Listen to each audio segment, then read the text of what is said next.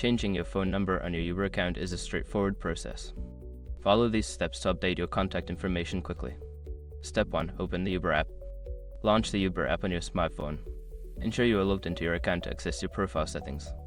Step 2. Access your profile. Tap on the menu icon, usually located in the upper left corner of the screen. From the menu, select Settings to view your account details. Step 3. Select Phone Number. In the Settings menu, look for the Phone Number option. Tap on it to begin the process of changing your current phone number. Step 4. Enter new phone number. Input your new phone number in the designated field. Make sure to double-check the number for accuracy before proceeding. Step 5. Verify your new number. After entering your new phone number, Uber will send a verification code via SMS. Enter the code in the app to confirm the change and complete the process. Now your phone number is updated on your Uber account. If you encounter any issues, consider reaching out to Uber support for assistance.